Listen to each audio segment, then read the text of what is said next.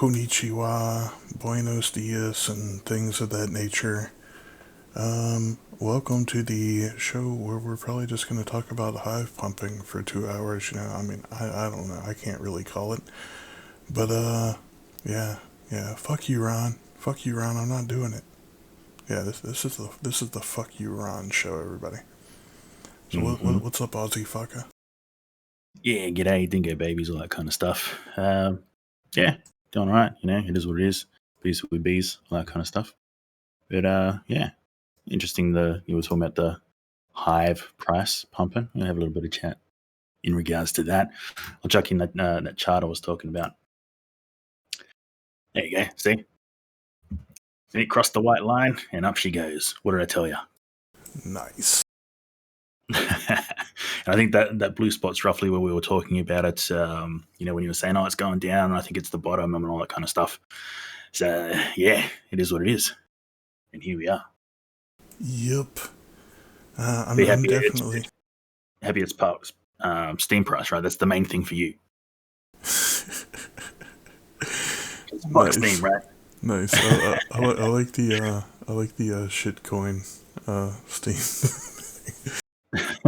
Yeah, I don't know, but it was definitely a nice day for that to happen. I think everybody's a little pumped about it, but I don't know. Are we gonna argue with Normock about Christians again?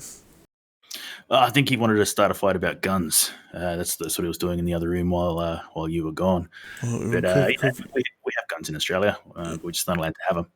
yeah, I mean, you know what happens whenever you arm the Christians, right? Next thing you know, you're gonna get a fucking crusade. Oh shit, the next pump has begun. Shit, Cope, the next pump has begun. Well, we'll see. I mean, because every time there's a push, there's always got to be a pullback. So that's when I look at these things. I'm like, yeah, it's good, it's going up, but you got to be ready for that fall. You don't want to be caught off guard. Buying the top and selling the bottom, do you? Well, I already bought the bottom, so I'm not like super concerned. Well, we'll see how it pans out. Crypto's a crazy space. But to be fair, I bought like yeah, I bought the bottom, but I also bought like 2x the bottom. But like right now it's like 10x the bottom, so like I really just don't give a fuck. YOLO, like I think that's how the kids say it nowadays. YOLO, just get rich off the mad fat gains. Doge to $1. Hive to the Mars.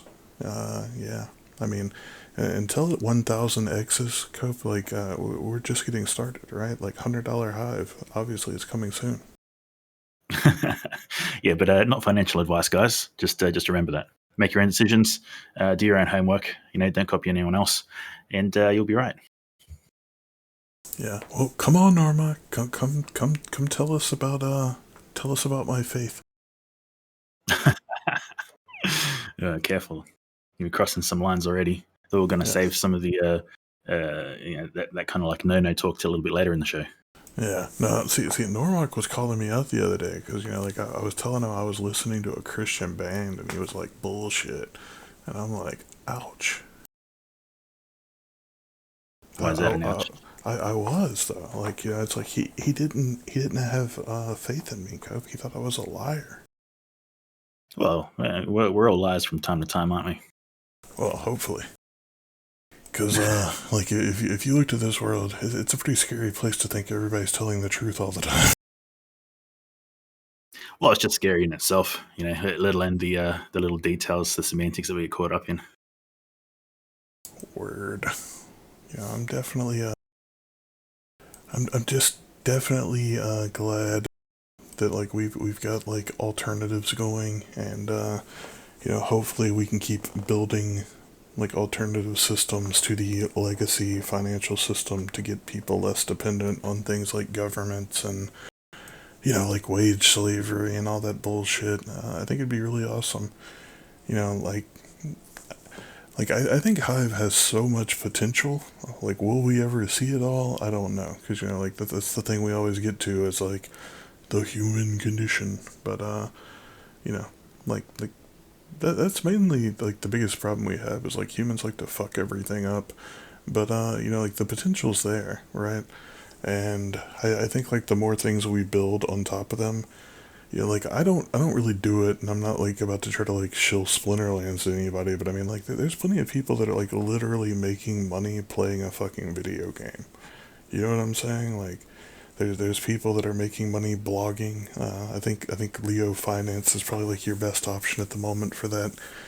But yeah, it's just it's pretty fascinating to me, right? Like that we're literally creating value, like value propositions for people to like basically put their time and attention into something and get money out of it, right? I mean, like, arguably, it's a pretty powerful thing, right? Because like, look at the way the legacy system works. They want you to basically sell your time to them, and in return, they're gonna give you like maybe enough to get by on. I mean, sure, like maybe you're one of the lucky people that gets to be a doctor and have like 20 years worth of debt, but make like 200 grand a year. But I mean, like realistically, like if we want to get into the whole 1%, 99% bullshit, like most of us are literally like born to be wage slaves. Like that's just how this system works. And I think like anything we do to provide alternatives to empower people to opt out of that system is gonna be, really powerful to move us into the direction of the world that I would like to see. Hopefully before I die. Yeah, for shiz.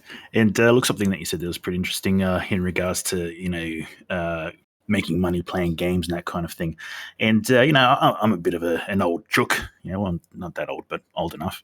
And back in my day when I was in school, teachers used to say some stupid shit. And I've mentioned some of this in the past. Like getting you to learn your mathematics because you're not going to have a calculator everywhere that you go. Flash forward a few years later, or decade or so, and we've got mobile phones that have calculators built in. They've got a whole bunch of other shit built in, but things that they couldn't see. And I think what this leans on is the fact that the world is constantly changing, and we just adapt. To the new technology, to the new ways of seeing things, etc. We're a bit resistant to it. Let's be real. That's what humans do. But you can make money playing games, like you said. You can make money writing up stories and doing all this different stuff. You don't even need to have your 9 to 5 status anymore. So if we can embrace the change as opposed to resisting it, because there is a lot of resistance against, even if it's like crypto we're talking about, but it's just human condition to resist change because it means we've got to learn new stuff, we've got to change how we think, etc., etc. But if we can embrace it, we can move towards the kind of future that we want to see. And like you said, you want to see it before you die. And wouldn't it be great if we could achieve that? Yeah, I mean, oh god, here we go. I'm gonna get called a communist again. I don't know, man. Like I was actually trying to have this conversation earlier, with my mother, right? Because like my mother is like from the last like generation to where, like you could graduate high school, get a job, start a family, like buy a house, 2 cars, like that whole shit, like straight out of high school, right? Like you didn't need a college degree and all that bullshit. And like one of the things they always stressed to me growing up, right, is like you got to get the college degree because if you don't get the college degree, you can't get the good paying jobs and blah blah blah. Luckily, I was very fortunate. Like I don't know, like this. I don't mean this as like some kind of like humble brag or anything, but like I was smart enough to get a full ride scholarship, and honestly, like I still don't feel like I came out ahead of it, right? Because like if I was really really smart, like what I would have done is just skipped it. Because anything that I've done since then, I could have done without that degree. So I tend to think of it as like I wasted 5 years of my life, or like 4.5, or whatever the hell it was. But that being said, like most people, that's not their situation, right? Like most people do that thinking that like this is what I had to do to get the good paying job and, et cetera, et cetera. But what they do is they come out of the other side of that with like 10 years of debt or more, right? Like they're going to be paying this shit off till they're 40, 50 years old. And even if it gets you like an extra 5, $10 an hour, like what does it matter if you're spending, like a large fraction of your life paying the debt off to compensate for it, right? Like it really seems like higher education in most regards. Like obviously there are some specialized like specialized careers where you really need it. Like you need a higher education. Like obviously you don't want a doctor straight out of high school, especially not with our public indoctrination camps. But like engineers. I mean, like unless you're just like one of those super like naturally geniusly gifted people, you don't have like the technical know how to do some of this shit without going and like learning and etc. But yeah, for like most people, like I went and got a business management degree. Like it's the biggest fucking joke ever. Like you know how you get a business management degree? Go become an assistant manager for somebody and just like work under them for a few years. Either you got it or you don't. Like going to classes where they're gonna teach you about like how to fucking do books and shit like that. That's all shit that you can learn like while doing it. You don't need like a college professor to teach you how to add and subtract. And I mean like literally, like I think that's the most complicated I ever did. Like there's like factoring in P&L. Like I guess P&L gets a little bit more complicated because like there's percentages involved. But I mean, like, really, nothing I learned in college for 4.5 years I didn't already know when I left high school. And like learning like on the job is really like the only way that it made a lot of sense to me, because like so much about whenever you're doing these like managerial positions, it's like learning how to work with people, basically like learning how to manipulate people and like learning how to use them as a tool instead of viewing them as a human being. But yeah, I mean, it's crazy. Like the system that we've built is it's kind of like a Ponzi scheme, and like we're all getting in on the ass end of it, in my opinion. Like, yeah, is there ways to like get ahead? Sure, but it seems like the mentality that we kind of like have drilled into us in the U.S. is like you just got to work harder, you got to work longer, and it's like the more force and effort you put into it, the better your odds are. And like the only instance I can say that works is if you're like starting a business, right? But like whenever you're going into a job and like working for somebody else, like that just makes you a better wage slave. It doesn't make you more wealthy. It doesn't really put you in a better position, in my opinion. But it is what it is. There we go. I'm a communist. Yeah, look, I think a lot of that stems from our own ignorance, being naive. Yeah, and also those around us. I mean, it's a social construct. We kind of like look to others and see what they're doing. And our parents tell us, look, exactly what you were saying there. Work hard if you just work hard. But the long and short of it is that working hard doesn't always get you more money. Have a look at any of these businesses that you're talking about. Essentially managing people, manipulating people, as you were saying, gets you paid a hell of a lot more, and making shitty decisions for people, like being an asshole, what it comes down to, right? Gets you paid a hell of a lot more than being out in the field and, whether it's lifting, fixing, building, welding, whatever it is. Like, and not that you can't get paid well for it, but like the guys that are running the show get paid a hell of a lot more. So, essentially what they're telling us is incorrect. It's the other way around. Because if you do less work, and you just manipulate people, you get paid more, which isn't really the way to do it. But what you were discussing there, it reminds me of that image of, I'll chuck it in the chat space here, the sheep running through the fence. Well, there's no fence; it's just a couple of posts. But the sheep are so used to running through the gates that even though there is no wire there on the fence and that kind of thing, they keep funneling through, even though they could just avoid the traffic jam in the middle there. And I think that's what it is. Like we are doing what we're told will make us happy, so we follow down these paths, Izzy, and we try and sort of like do what we think is going to make us happy. But we find that when we get there, we're not happy, right? Because we kind of like build it up to be, we set milestones. Like we build it up to be this big thing. Oh, once I get here, once I've got my degree, once I get that job, once I do this thing, I'll be happy and everything will be better. And I won't have to, go through the struggles that I'm going through now, etc. And then when we get there, we realize that there's a whole different bunch of struggles to get through. So I don't know. How do we break that mentality? I don't know. Your guess is as good as mine, Clay.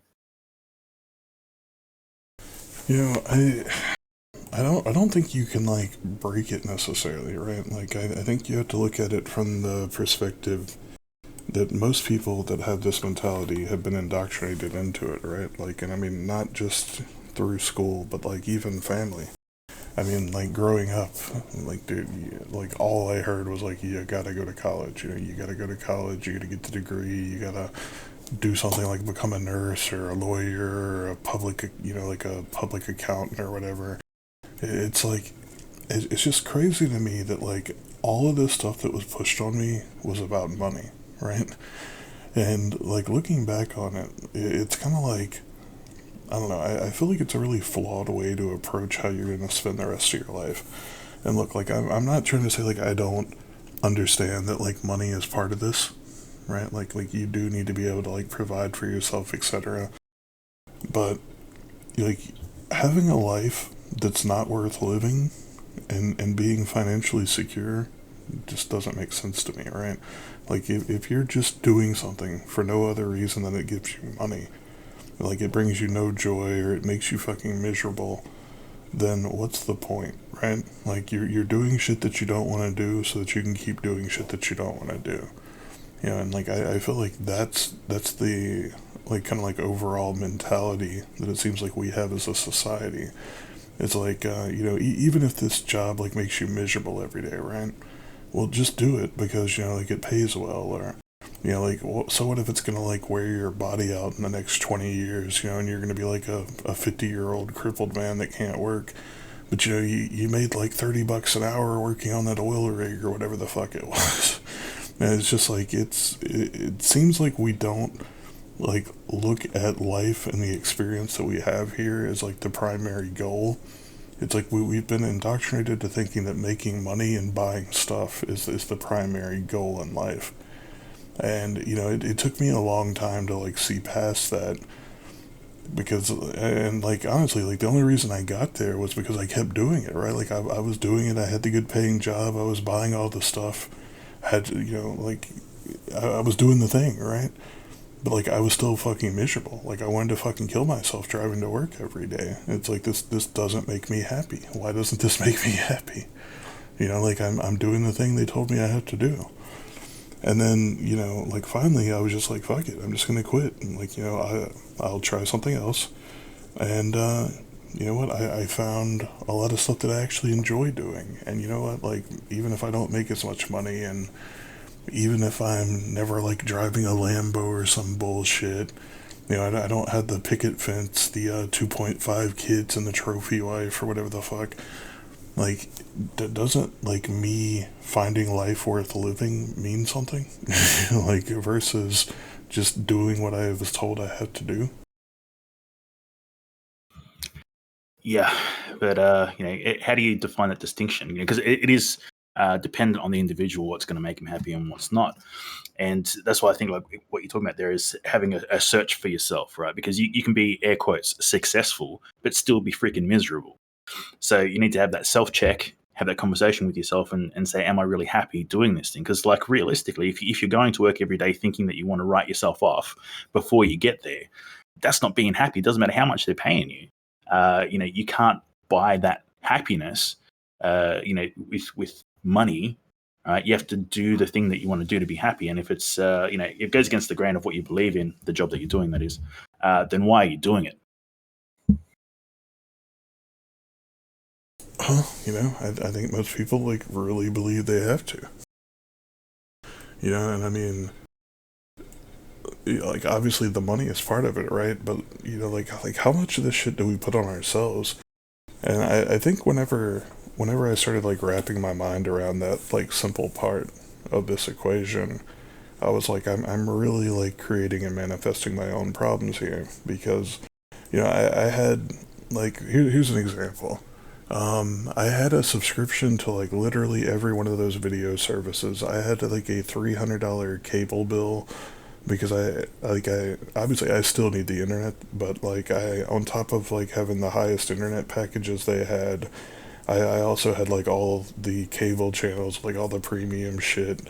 And it's like crazy, because like whenever I started really thinking about it, I'm like, dude, like I don't even have time to watch this shit. Like, why am I paying hundreds of dollars a month just to have this shit so that I feel like I'm not being left out of something, right? You know, like, man, I want to say, like, over this 3 year period of me spending, like, probably $300 a month on video and, like, premium channels and all this bullshit, the only thing I watched was Game of Thrones.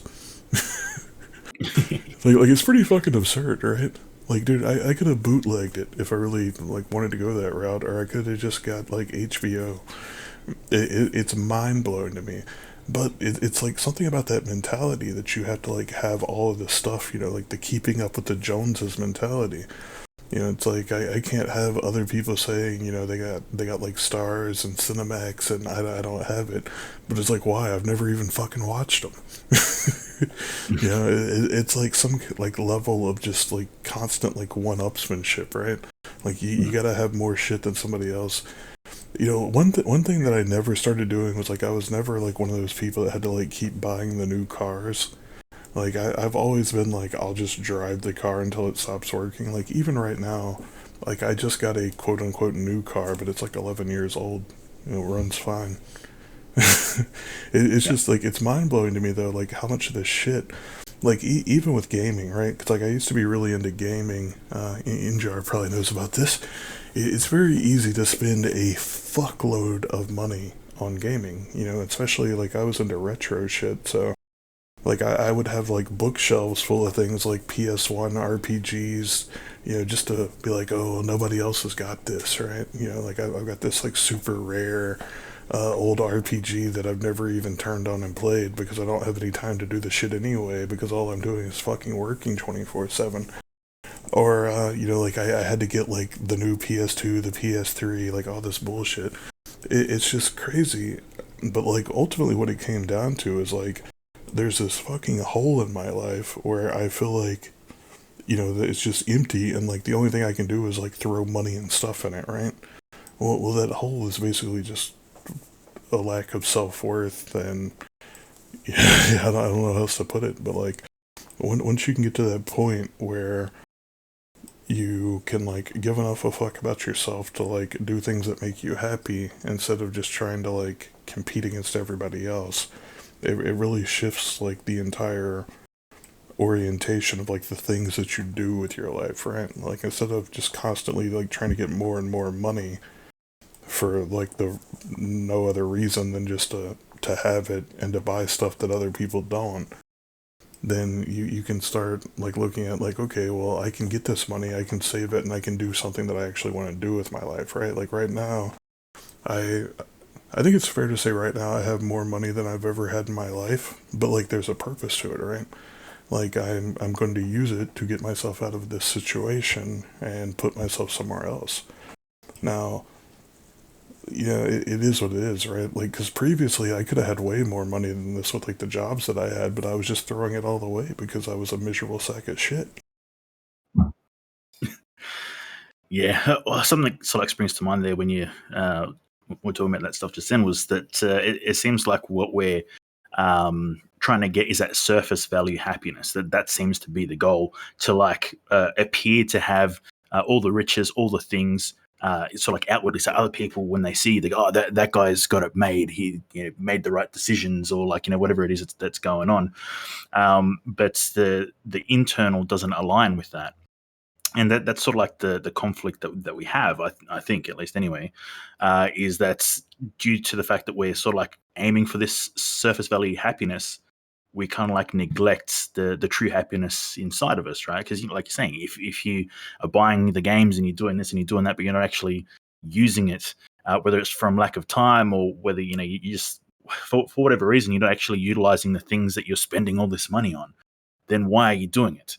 And if there is a cheaper option, then why aren't you doing it? Because I just mentioned in the chat space there, like I use emulators. Like that's just how I do it, right?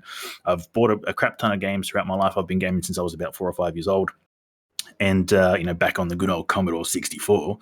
And yeah, it's always been about using emulators to sort of like get that, because I've been through so many PlayStations that they break and etc. etc.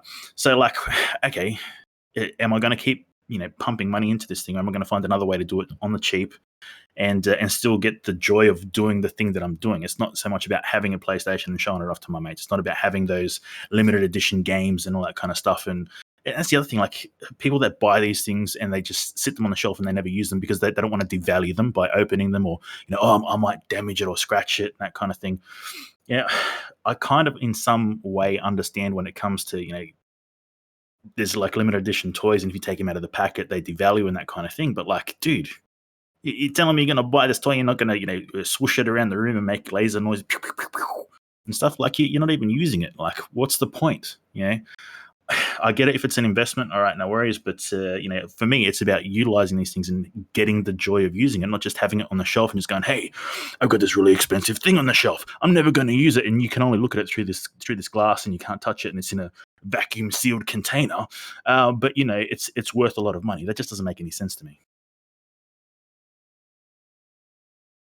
Yeah, I mean, I really think it comes down to like, what is your motivation, right? Like, if you're collecting shit because you enjoy it, like you like, see, that was my problem, right? Like, I did like video games, but like, I took it to this level where it's like I had to have them all, right? Like, like, forget the fact that I couldn't even, like, stand any kind of reasonable chance of like playing them all. But I still had to have them all.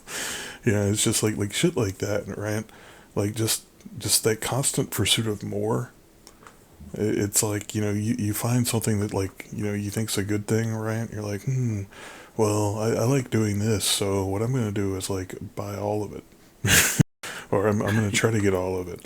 But like it's just such an unreasonable or like unattainable goal because like there's constantly more coming out. And I mean, like, especially just using like the video game example, unless you're like a fucking like Elon Musk type, like there's just always going to be shit that's like so far out of your price range that it just doesn't make sense. But again, I really think it comes down to like what's your motivation here, right? Like if the shit isn't like in some way embettering your life or like bringing you some kind of joy, it's like, well, why are you like constantly throwing resources at it?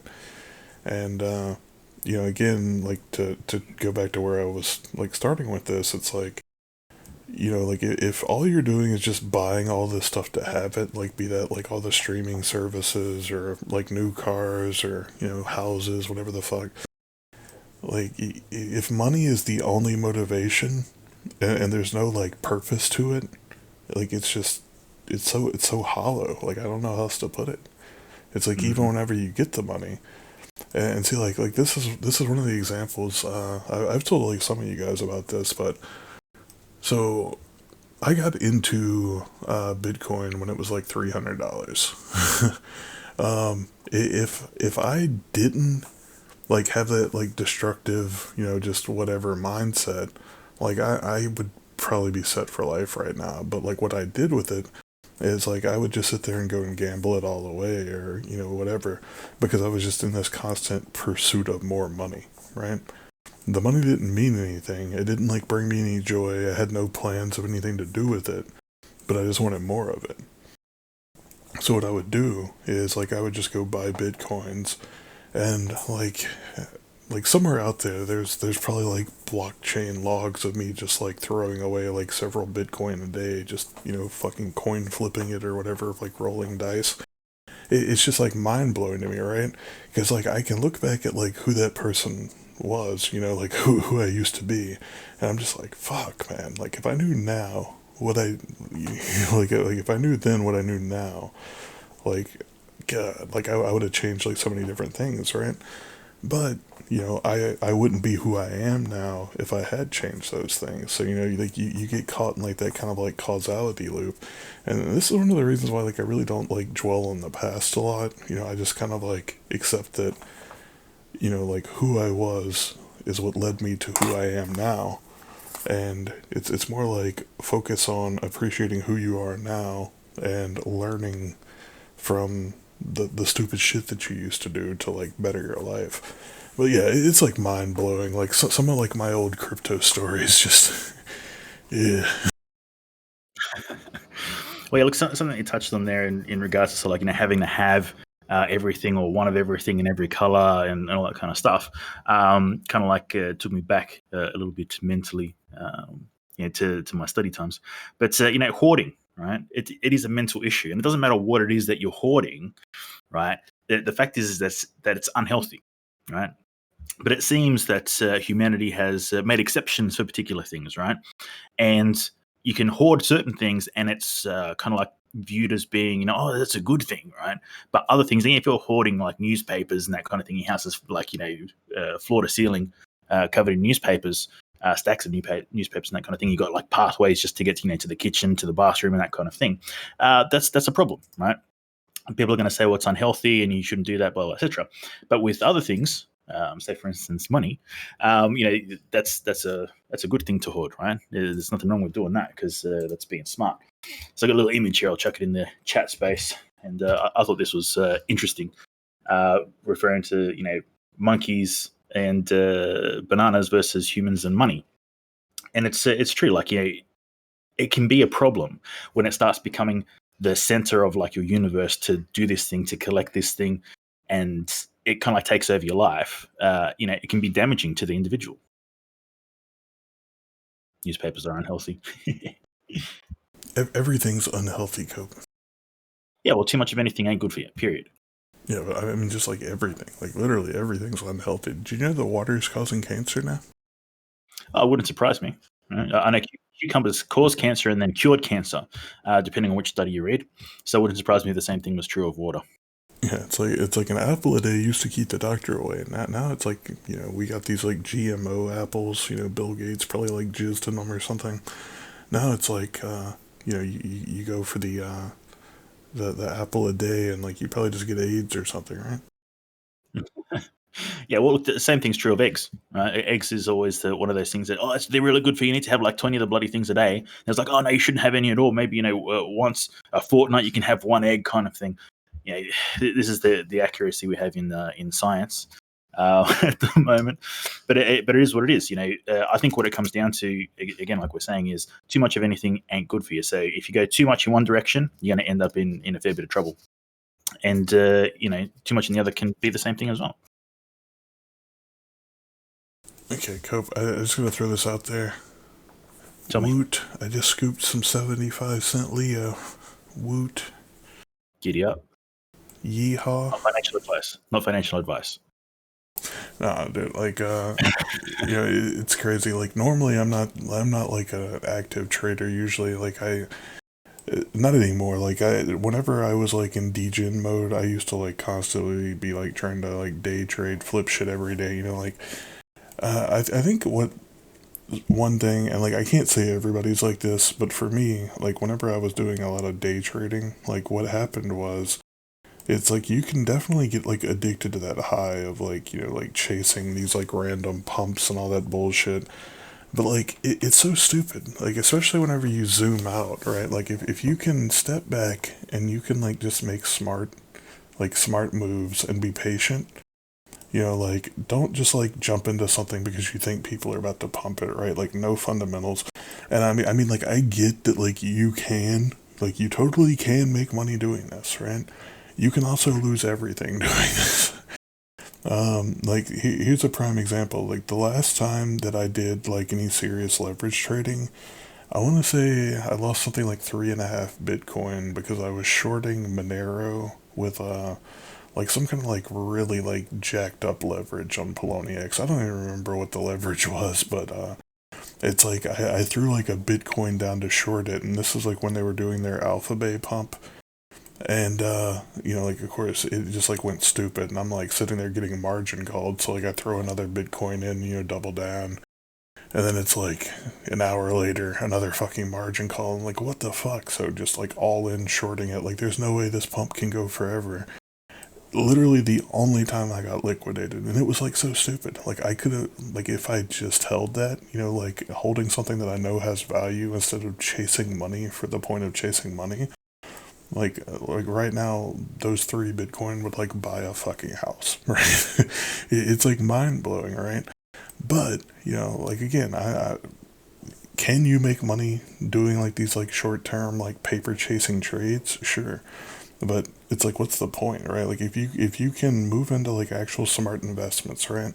Like, I had zero doubt buying Hive at 10 cents. Like I was telling everybody, like 10 cents, fuck it. Like this is like do or die.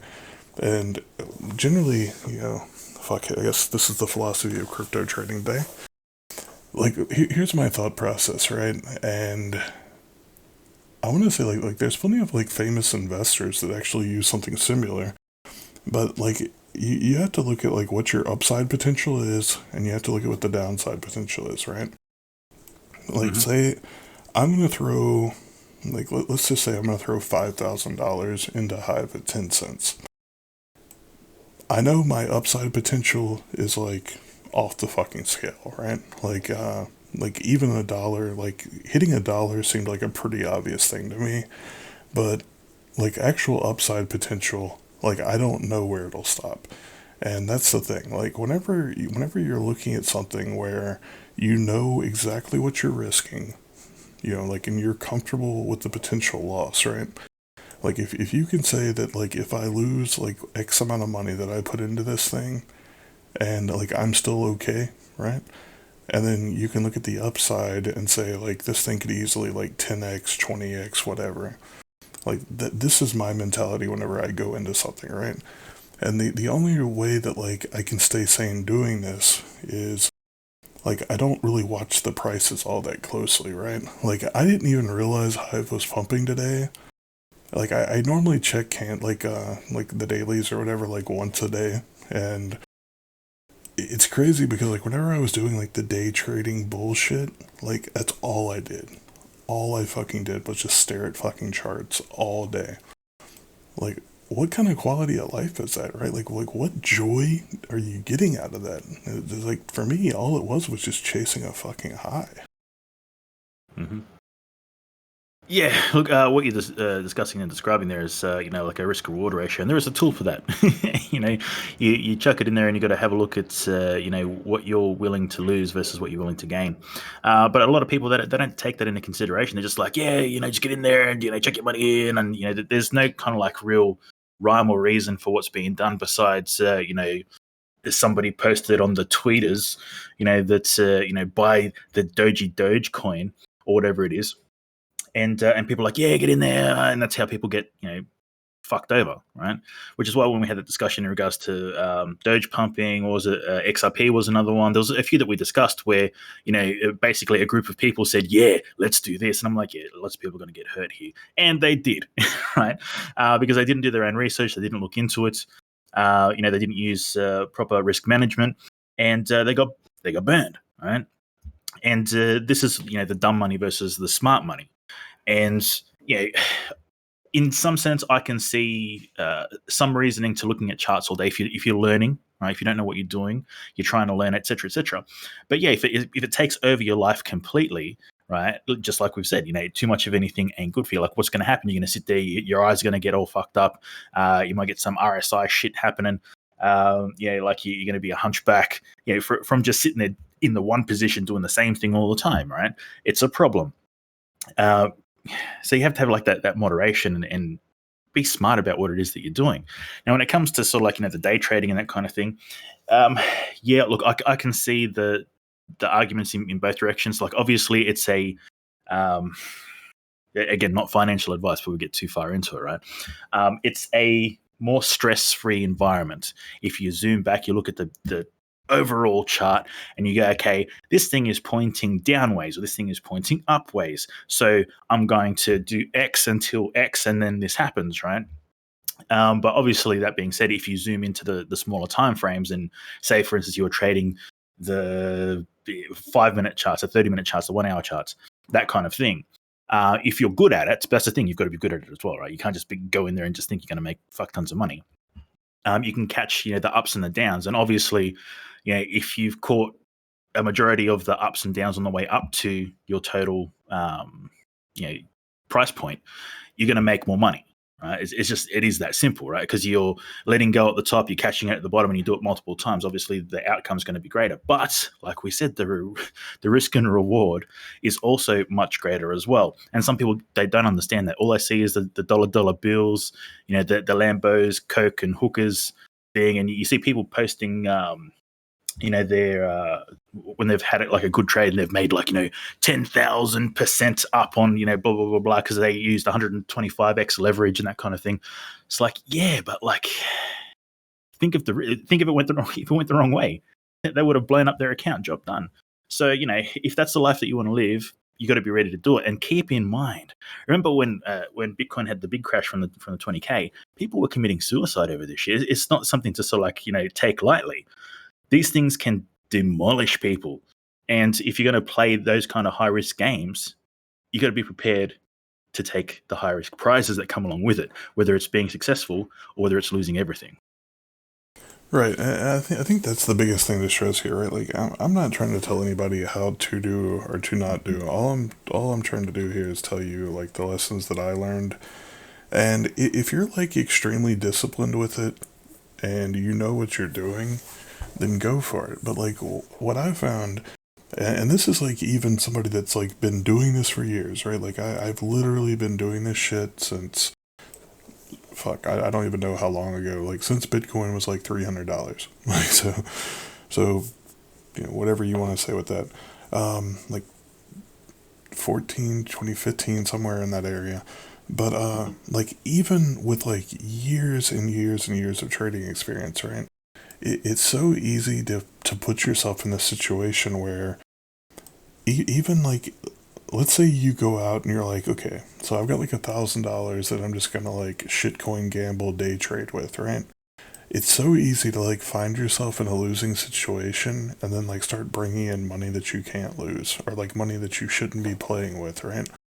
And like I think that's the biggest problem, and like that's the thing that like I really like try to warn people about, right? Like know what you're doing, like first and foremost, but like set fucking limits for yourself, right? Because it's so easy to like ruin like stuff that could like literally potentially set you up financially for life chasing money. Like it's you gotta like understand that like you can't chase money by throwing away money. It's a pretty insane philosophy, right?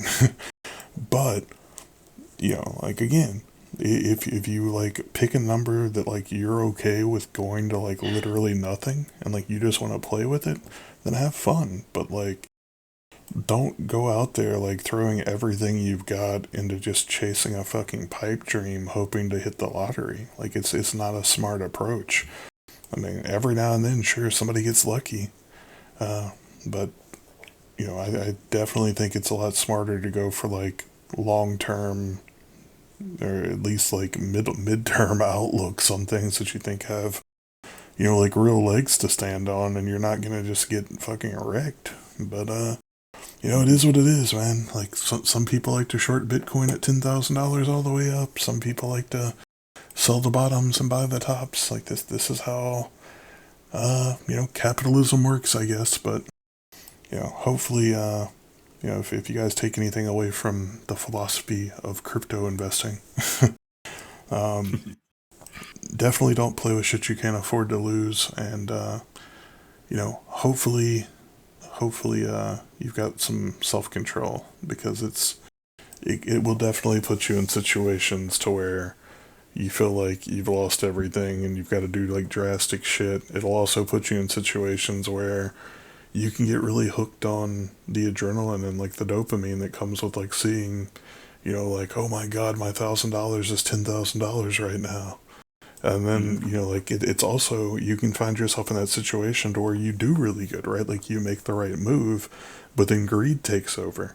And instead of like taking your profits and, being happy, you just keep wanting to chase more, right? You're like, oh my god, I caught this magical fucking pump. It's going to go on forever. And then the next thing you know, you're sitting there with less money than you started with. And it, like, I'm telling you, like, psychologically, it fucks with your head.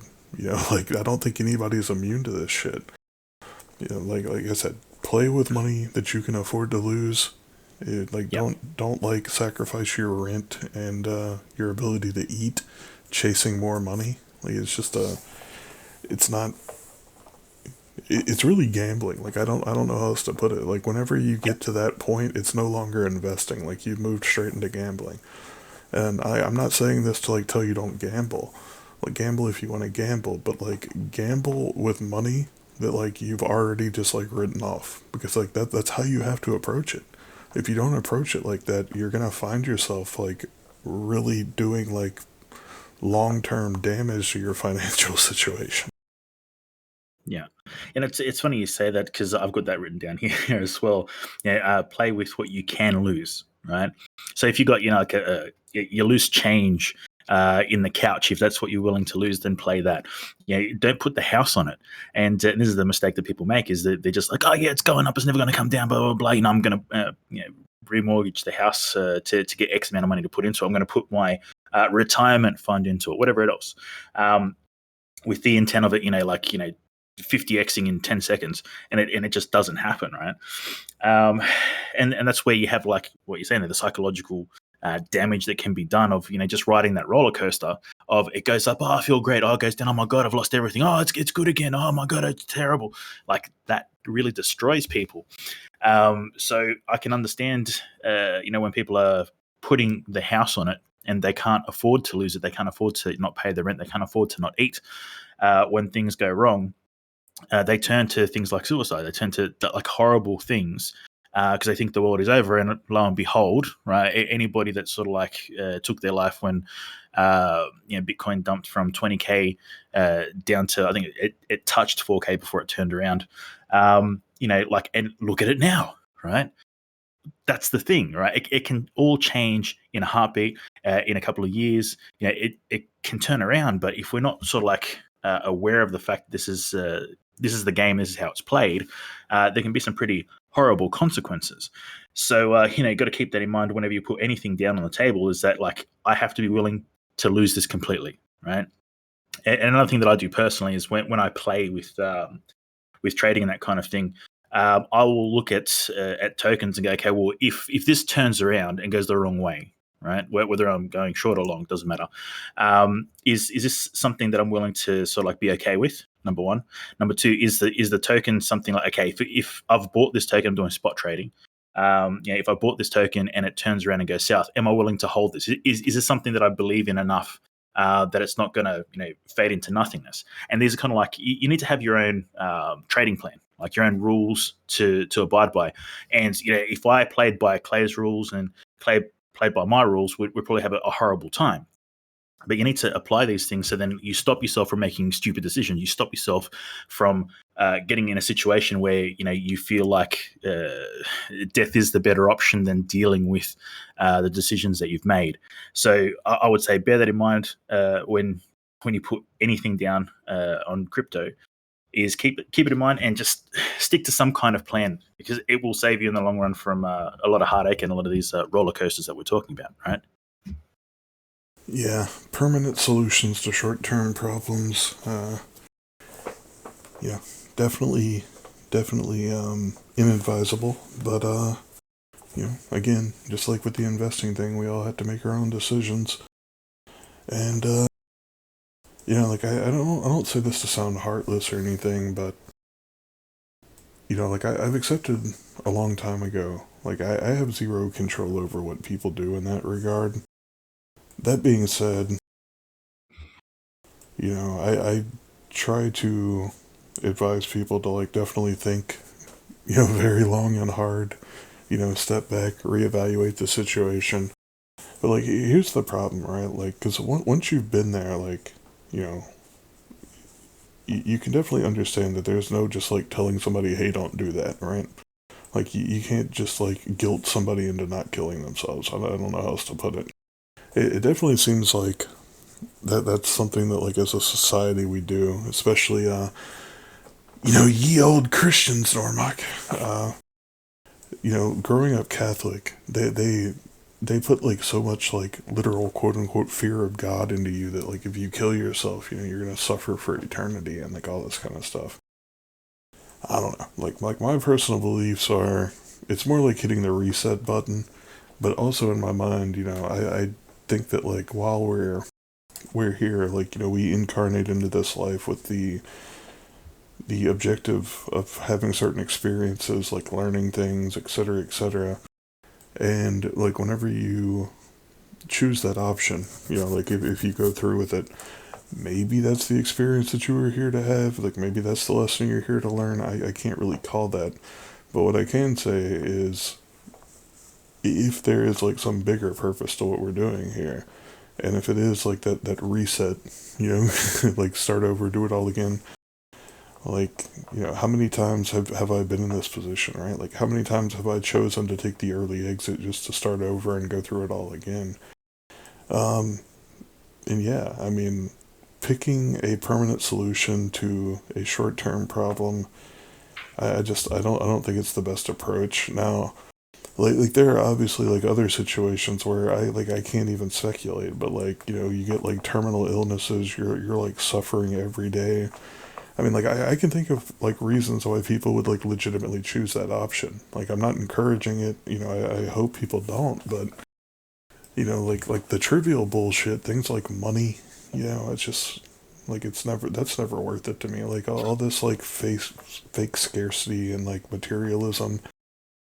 Like I would just say finding, like some sense of authenticity and like purpose in your life goes a long way to fight off that urge. Yeah, it's a complex situation, to work through because there's a lot of reasons people go down that path, Izzy. Um, and yeah, there's no one size fits all. At the end of the day, they have to be dealt with on a case by case basis. And some situations clearly are going to be like, if you're in that much pain, etc., then it's probably the better thing to do is to allow that to happen. But in other situations, there's people that if they get a paper cut, it's kind of like it's so to live in. It's like, dude, like horses for courses and that kind of thing. A situation that springs to mind is there was a dude, I have to look up the story and find it again. But there was a dude that was working in a nuclear power plant, and something happened. Something went wrong, and he was hit like with this massive wave of crap that just it screwed him up. And essentially, I think they called him. He was like a walking ghost or walking dead or something like that. And essentially, it was like, well, he was basically dead. It was just waiting until his body breaks down. Now, in that situation, the dude was just like, I want to die, but he wanted to be sorry. The doctors wanted to study him, right? Now, the better thing to do would just be to let him go. But they kept bringing him back to life. That's cruel, right? So in that situation, like, yeah, of course, that's the better thing to do. But on a day to day situation, talk to people, right? Because I think one of the things that we need to do is talk to other people so then we can get some clarity on the situation. Because when you're in that hole, you don't see a way out. You think it's the end of the world and things aren't going to change and it's the only option that you have. But when you talk to other people, it kind of like helps you bring some perspective in, and it can help you see things from a different angle and go like, well, yeah, look, it's a shit situation that I'm in, and whether I did it by myself or whether someone did something to me or whatever it is, you can kind of like back off that ledge. You know what I mean? If you talk to people, if you bottle it up and you keep it all to yourself, this is where things can go terribly wrong, right? Yeah, Ron was telling me earlier that he loves to bottle up all of his emotions. And I was like, Ron, like that's not a very good solution. And he was like, oh, it's great until it stops working. And I'm like, yeah, well, what happens whenever you fill up a glass and, like a glass bottle and then it explodes? It's like a Molotov cocktail. That glass is going to go everywhere and cause a lot of collateral damage. And it's funny, we were having that conversation over there. Yeah, Ron, but it's the 1% that really fucks you up, right? Like, if 99% of the time it works, instead of just like to me, I find it so much easier to just embrace authenticity and say what I want to say when I want to say it, feel what I want to feel when whatever. Just just take it all as it comes. Because whenever like I repress shit, like it's funny. Like Julia the other day was saying she's never heard me yell. Like if you guys knew me like 5 years ago, like I think you would be dumbfounded, like just like literally dumbfounded at the type of person I was.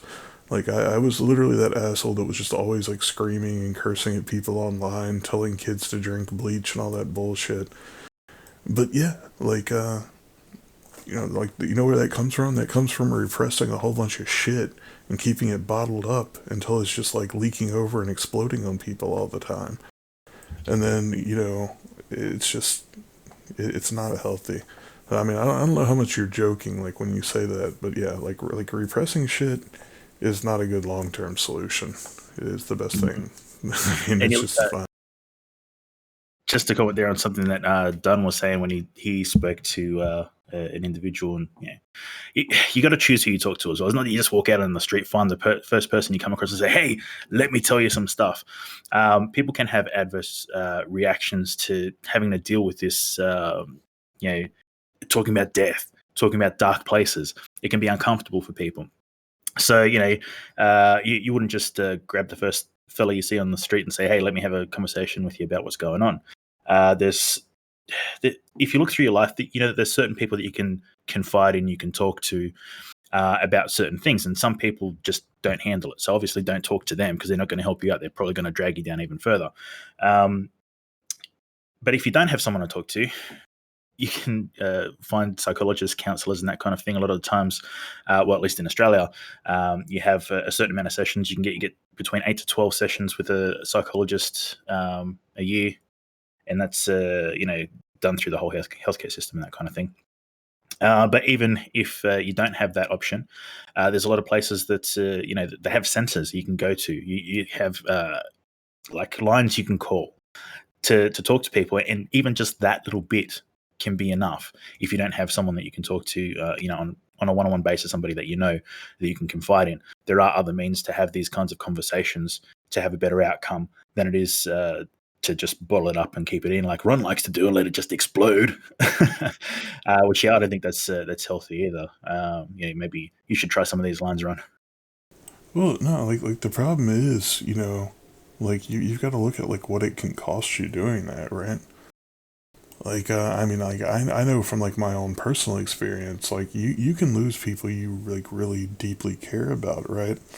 Like whenever you're not just like being authentic with them, like what happens is like you're literally putting on a show for someone else's benefit, right? Like you're being the person you think they want you to be, and it's like you get into this like kind of. I almost think of it like kind of like a shadow, like a shadow self, because like for me, like what would happen is like I would always be trying to be, like what I thought they wanted me to be, but like the whole time is like I have like this whole like built up image in my head of like who I think like the other person is, etc. And so like let's assume like the whole like we're mirrors thing, right? And like let's assume they're doing the same thing, right? Like they're putting on the show for me, and like we're both trying to like cater to a person that doesn't exist, and they're just like thought forms that exist in our head. But yeah, like the problem with me was like whenever like I repressed, finally like it bubbles over, and what happens is like I like literally have like a full on fucking breakdown on somebody, and like I'm like screeching at them, and like pointing out everything they ever did to like fucking slight me, and you know what I'm saying? It's like instead of just like talking about things when like the issues came up and like dealing with the problems, like what happened is like I stored them all away, and then threw like 5 years worth of shit in somebody's face, and now like they'll probably never speak to me again.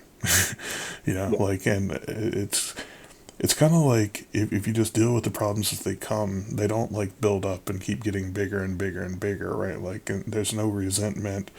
It just is what it is. But part of like embracing that is like understanding that it's like I've got to like I had to like assess like what I was doing, right? And I'm like, what it came down to is like I felt like if I'm like honest with this person, right? Like if I'm like my real self, just being me, like they're not gonna like me anymore. They're gonna leave, whatever. And instead, I keep trying to put on this show and being like who I think they want me to be, and like again, like I'm living in this world of like assumptions. So like I think I know them better than they know themselves, and blah blah blah, and I'm putting on this show. But yeah, man, like whenever all that shit builds up for like years, and like all these like little things that people did that like annoy you, and like you finally get to like that breaking point where like you just can't keep any of that shit in anymore, and like it all starts coming out. It's crazy. Like it's not like one thing slips up. It's like it all fucking comes out at once, and then it's like whenever you've been putting on the show of like being, the quote unquote perfect person, what happens is they're like, oh my fucking god, this dude's like a fucking nut job or something, right? But it's like, yeah, I mean, it gets crazy. And again, like, I'm not saying like all this shit to like assume anything about Iran. Like, I'm just telling you my experience. Like, whenever you say like bottling shit up, I don't know, like it brings back, it brings back some bullshit for me would be the best way I could put it. And in my experience, it's not a healthy way to live.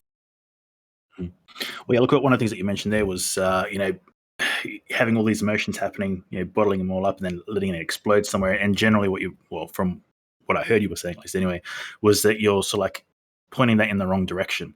So what you're talking about there is displacement, where, I'll grab a little image here and chuck it in the chat space so you can have a look. Probably explains it better than I can. But essentially, what it means is like you get angry in one place because of something, and then you take it out like later on someone else that's completely unrelated. This is what I think is the danger with the Ron approach, if you will, because that explosion can happen at any time, right? It can be the smallest thing that sets you off because you're bottling it all up, and at some point you can't fill it up anymore, and it's got to come out some way. But there's also a range of other ones that you can look at as well.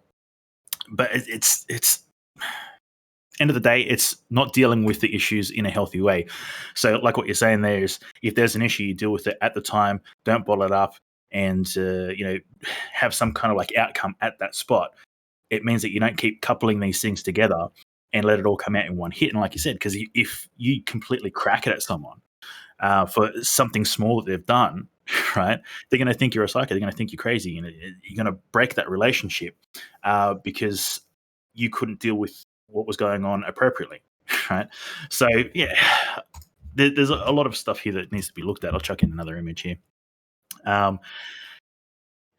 yeah, deal with things healthy. Well, try and find ways of. well, here's like the best way I could put it, right? It's like when you take like little small things, right? Like are things that shouldn't be as big as they are, right? Like here's one example. Like you were supposed to come visit me one weekend and you didn't because like you went to go do something else. So like I hold on to that for like 4 or 5 years, right? Because I'm keeping score of this situation. Like that in itself, like whatever, like if you just had the conversation at the moment, well, like I was really hoping to like see you this weekend. I'm kind of disappointed, whatever. Like it's not in itself a big thing, right? But whenever you have something like 5 years worth of like these little like random things that are like all like pin up and like bottled up and like all of these things like on some level like either frustrated or annoyed you even if it wasn't like greatly, like what happens is it just fucking snowballs, right? Like it just gets bigger and bigger. And then like whenever it starts coming all out, right, it's not like you just having that conversation about like like I really wanted to see you this weekend, I'm kind of disappointed. It's now like throwing like 1,000 different fucking things the other person probably doesn't even remember. And then like what's the best case scenario there, right? Like you guilt the other person into feeling like a piece of shit, or like you make yourself look like a fucking nut job and they don't want anything to do with you anyway, right? And, I mean, it is what it is. Like, in my experience, that's how it tends to play out. And that's one of the reasons why, like, I really started embracing the whole, like, idea of radical honesty. Like, in my mind, like, sure, like, there are things that I might say that might make people never speak to me again.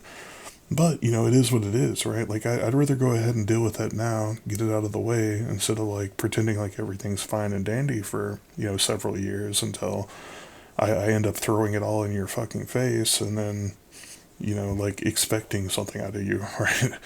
Like, it is what it is, like, if that's how you are and that's how you want to live your life, whatever, it's none of my fucking business. But like whenever you're doing like the dog and pony show and you're trying to like pretend everything's fine and dandy and just kind of like keep repressing all this shit, what happens is like you like slowly get angry, right? Because you're becoming disillusioned is really what it is, right? Like you've created this idea of like whoever the fuck you're fixating and like repressing all this shit for. You're like creating like this perfect idea of somebody in your head. And then, like, as you slowly get more and more disillusioned with it, it's like there's anger with that, right? Like you're like, why the fuck are you not the person that I thought you were? It's like, well, if I was just paying attention and like being present in the moment, I'd have realized who you really are, and we would have never got to this point. That's my experience. Mhm. Well, something else to touch on there. The other thing of bottling things up is when you have that explosion, when that does happen. People tend to like it's because you are so angry because you've been bottling up for X amount of time that it feels like it needs to be a really big explosion, right? So, particularly if it's like something little, right? If there's the littlest thing that sets you off, right? You need to find reasons to be that angry, right? Yeah. This is where what you're talking about is the scorekeeping. For some people, they do scorekeep, like completely scorekeeping from day one, Well, yeah, kind of thing. it's But like here's the laundry list of shit from the last like however long that you did that disappointed me. Right? It's yeah, like it's literally keeping score. Like here's all the ways you didn't live up to who I wanted you to be. but I think also at the time of this happening, like not for everyone, right? But it can also be because you're searching for something. Like I don't know if you've had this. I've had this happen myself, where as a person's angry at me, and they're just looking for the smallest little things because it's like they're trying to justify their reaction. So it's not even so much that they're scorekeeping. It's just kind of like holy shit, what this is clearly an overreaction. What do I do to justify this anger? And they're like, well, that one time, and you left your dish in the sink and you didn't rinse it off. And they just bring up the most stupid things that have nothing to do with anything. And I don't think it's well in this particular situation, at least anyway, that it wasn't so much that they were keeping notes of these things is that they were scrambling to try and find something to sort of like justify the kind of outrage that they had at the time. And this is what I mean. Like it's not that it's always so clear cut. Like this person's like, okay, I'm taking notes, I'm putting it on this little bit of paper, and I'm going to put it in my back pocket. Sometimes people just because the explosion happens, like shit, how do I justify this? I need to grasp at some straws and try and find something to make sure that this is an appropriate means of anger, and it usually isn't, right? So there's a lot of it's multifaceted, is what I'm getting at. But the long and short of it is that it can be avoided through actually just having that communication set properly from the start. But it also means people have to put aside their their emotions and feelings and go, okay, well, this is not personal, right? Because, like you said, you're going to bring up something, and someone might get offended that you're bringing this thing up, and you'd rather be honest and upfront, say it from the get go, so it doesn't build up. But they may take offense that you're bringing it up to them. So it takes two to tango in this particular situation. And like you said, at the end of the day, if the person that you're talking to isn't willing to have these conversations with you, then are they really the type of person that you want to be interacting with? And wouldn't you rather find out now rather than later when it turns into a big thing? Yeah, I think that's like kind of like what it comes down to, right? And a lot of that comes from like I mean, like obviously we're talking about like just like interpersonal shit now, but I mean, like it really does expand to like different things, right? Like even if it's like the job or like money shit, whatever. But like especially like in relationships, like whenever you're doing these kind of things, right? Like for the other person's benefit or like whatever the hell it is that like justifies it in your mind, right? It's just like you've got to like ask yourself why, right? Like you got to like really be willing to like assess that. And I think a lot of times like it comes down to attachment issues for one. Uh, and like I can tell you like that was definitely it for me, right? Like I was totally terrified. Like I've never met anybody that can like stand to be around me, right? And like looking back, like it's not like a big shocking thing. Why? Like I mean, I was like literally a fucking asshole. Like I don't know how else to put it. But I guess it was like my coping mechanism for the world slighting me in all the ways that it did. It's so unfair, such a victim. But yeah, I mean like it's just like whenever you're in that mindset that like I can't lose somebody, like I've got to do whatever I got to do to like not lose this person. So like I'm gonna pretend to be something I'm not or like whatever the fuck it is. It's just like I don't know, man. Like definitely like what you're saying there. Like if you just deal with it and like assess the problems and like what Injar was saying. Like it sounds like an old bickering couple. I mean like to me, like that's a much more healthy approach. Like I'd rather constantly have like little like bickering bullshit than like repressing shit until like I blow up on somebody and like I'm screaming in their fucking face, or you know, like worse. I don't know. I don't know what the limits of like my ability to like repress and snap are, but the only time I've seen it wasn't pretty. Uh, like it was like literally me like fucking screeching at somebody for like weeks on end, and yeah, I mean, like I doesn't really surprise me they don't ever speak to me anymore either. It's just it is what it is. Like, but like my whole approach on, like how I live my life and things like that. It definitely like changed the way that I approach things, and like I've got to be grateful for that because it made a lot of like the things that I was doing that weren't healthy and like weren't making me happy pretty apparent.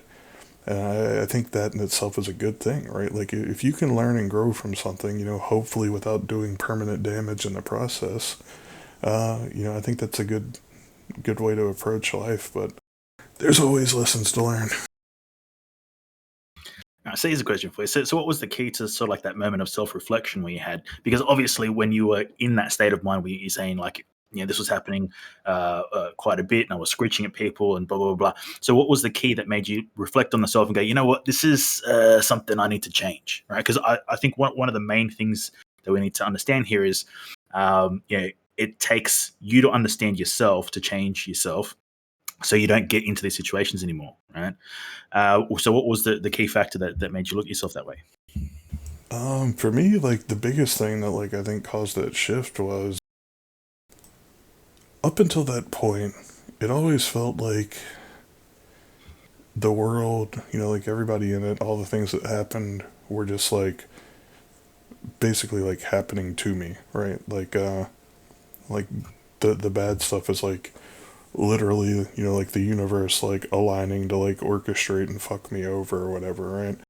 Like so much of it just came from like this place of like seeing myself as like something separate than or other than everything else that was going on, right? It's like I don't know how else to put it. It's not like disassociation. Like disassociation, like I could probably explain that better, but the best way I can describe it is viewing myself as like something separate or other than the rest of existence, right? And whenever you're in that mindset, it's very easy to take like everything that happens very personally, everything that people do, instead of being able to realize, like people have their own lives, like they're not like puppets that are here to like put on a fucking play and do what you want them to do and bullshit.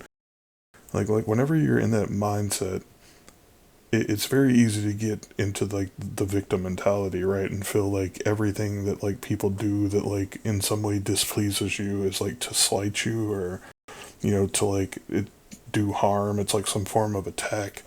It's very easy to take like everything that happens personally.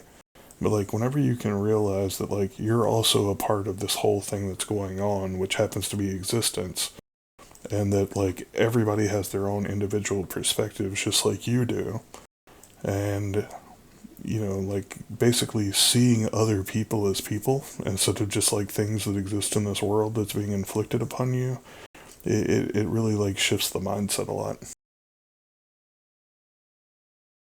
Yeah, there you go. Put that in your notebooks, peoples. Yeah. Well, for me, I think the psychedelics did a whole bunch of wonders for me. But I was dealing more with like regression and that kind of thing. So when I'd get into these kinds of situations, I'd more sort of like fall into pits of despair and that kind of thing. Even though like I do quite a bit of acting in this in the show, have a bit of fun with things and that kind of stuff. But my end was more aggression. Like I'd bottle things up, but I'd let it actually kill me inside, right? Um, and at some point, I ended up sort of like looking at myself and going, well, I'm thinking all of these things in my mind, but the world is carrying on. Like um, it's the world doesn't end, kind of thing, because I'm sitting here in this situation. So I started like evaluating the way that I was interacting with people. and the negative outcomes and that kind of thing. And again, I came to a similar conclusion to you, where it was kind of like, well, it's better to be honest and know where you stand with people and where they stand with you. And even if they get upset and that upsets you, or vice versa, it's better to be in a space where you know where you're at, like you know your position, you know their position, and everything's fine and dandy, and you're not trying to pretend to be someone that you're not, or pretend that everything's fine when it's not. And just make the decision to shit or get off the pot, essentially. So that was kind of like how I got to that point of sort of like self-reflection. Yep. So I don't know. We're already past the halfway point, and who knows how many fucking wormholes we've been through. But I don't know. Do we want to psychoanalyze Ron, or do we want to like have Normock yell at us about like being demons and going to hell or something? Hey man, it's your show. I just work here, mate. I'm the sidekick. Well, Normock just bought a bunch of hives, so I mean, he might be one of us now. He might have come over to the dark side. So what'd you call them? Something monkeys? Is that what you are, Normock? You're doing what you said you shouldn't do. Hey, Swoop did say he would be serious. I don't know if we've ever seen Swoop be serious. Rondon, do you think he can actually do it? There's no such thing. No such thing. That's the trick. Swoop is always serious. Even when he's trolling, he's serious. Well, I've got a couple of subjects. I usually have a couple of things on the back burner in case you want to chat about them. So let us know which way you want to go, and we'll go from there.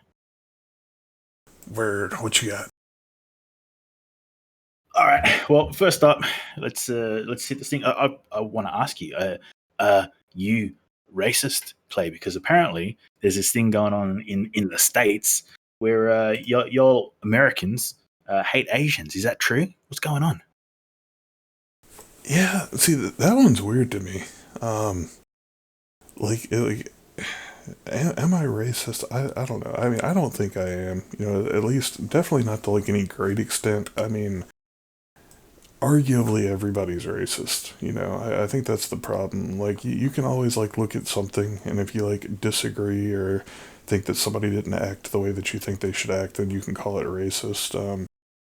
Personally, like my approach is I look at like people's actions, like the things they say and do, and that's what I make my assessments based off of. Like I don't care if you're man, woman, black, white, Asian. I don't care how many nipples you have or any of that bullshit. Like who you are as a person is generally like the thing that I look at to make my assessment. Now, that being said, if we're going to talk about, like, am I racist against Asians? I mean, like, I would say Asians are probably, like, one of my favorite ethnicities. I mean, dude, like, there's some cool-ass Asian people, and, like, I definitely like a lot of, like, Eastern philosophy. So, am I racist against Asians? I would say that's probably, like, if I am racist, that would probably be, like, my least racist ethnicity, I guess. I'm probably more racist against white people. Especially like Normock, super racist against Normock. Yeah, because let's say the thing is over here in Australia, we get like a different info coming through, but I don't know. I think it's kind of like leans in a little bit what we were talking about over the last few weeks, where it's the whole left and right, and in group, out group, and that kind of thing. But yeah, like dude, it's just some weird shit going on, and I'm just wondering if it's going to end up being a bit of a coming to a head, and are we going to start seeing Asian Lives Matters and that kind of stuff, because it seems like it's headed that way. And I'm just going to chuck this into the chat space here, because okay, look, from what I can see, there's been some it looks like Ron said he wants to jump on the air and chat about this. So up to you, Clay. You're telling the story. I'm just reading what's in here. Yeah, so I'm seeing sort of like these two groups sort of like getting ready to do battle and that kind of thing. And there's all the propaganda and everything coming up to it, and we're seeing a little bit of the backlash and this kind of thing. And now there's this group cruising around. What is it? I think it's Asians with attitude. Yeah, something like that.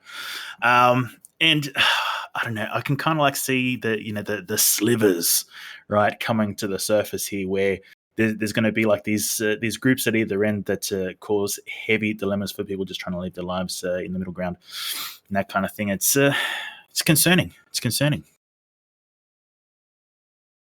Yeah, like I don't really keep up with like mainstream media shit. So I will tell you, like, other than the fact that like I think I heard somebody randomly mention this the other day, I have like zero idea what's going on. Okay, well, I mean, like, I know, like, whenever COVID started breaking out, like, people were being pretty exceptionally racist towards Asian people. Like, they would be telling people, like, don't go to Chinese restaurants and, like, things like that. I mean, it was pretty, like, dumb shit, you know. You go eat Chinese food, you know, you're gonna get the COVID and blah, blah, blah. Like, a lot of fear mongering bullshit. But, yeah, I mean, I don't know. Where's the violence coming from, Cope? Like, why are they attacking people now? well, look, yeah. At the end of the day, the violence is people being stupid, right? Because a lot of the times when we see these things play out, the reason behind like why it's happening is pretty ridiculous. But yeah, it is concerning that I don't know. Maybe it's just like my lens that I'm looking through things at the moment, but I just keep seeing more and more reasons for people to be divided, and there's people that are fanning the flames. And I just keep wondering, like, how more divided can we be? How can we not see what's going on here and be a bit more reasonable about it? Apply some interventions and not go as far as we do, right? Because these people are going to end up doing some pretty hardcore shit to one another, and it ain't nice, man. It ain't nice. We shouldn't be doing this. We need to wake up, get work, peeps.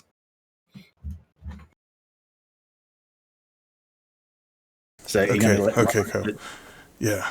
So I want you to psychoanalyze Ron. Like, let's figure out why he's repressing all this shit. Let's fix him, Cope. Let's No, I fix want to Ron. talk about the Asians. What the fuck? Well, why are you repressing the Asians now, Ron?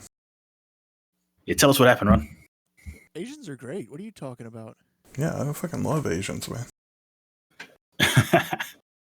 Well, look, like I said, there's some news stories coming out, and I know it's the news, right? And you hate the news, Ron.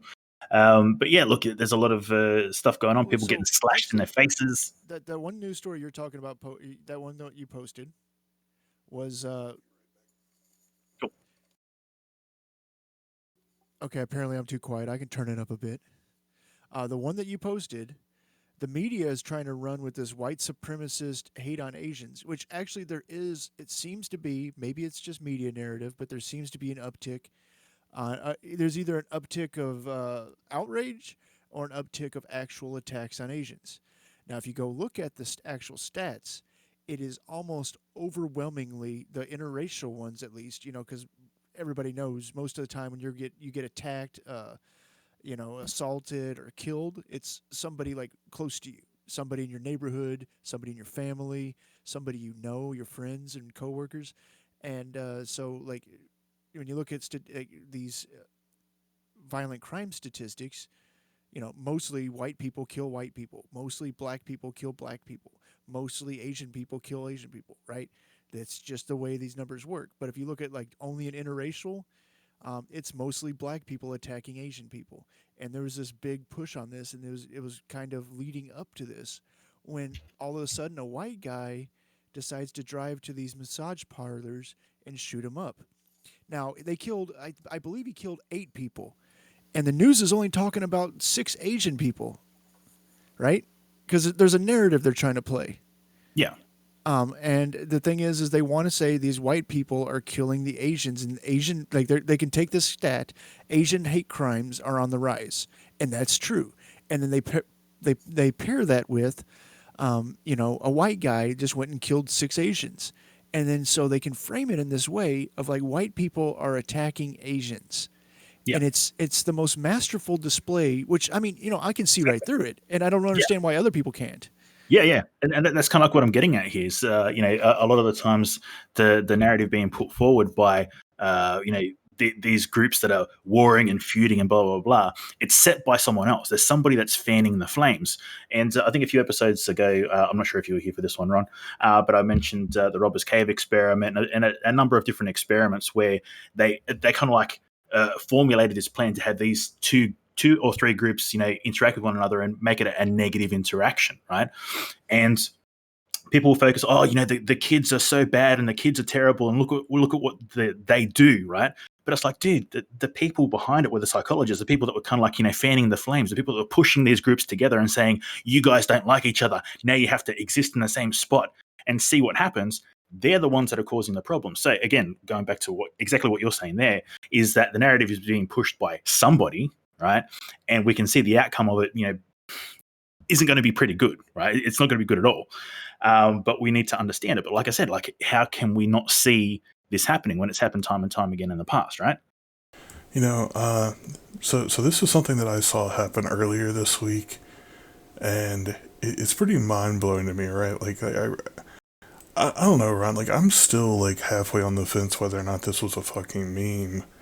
But like, did a news anchor really say that the dude that was like shooting in Colorado was morally white?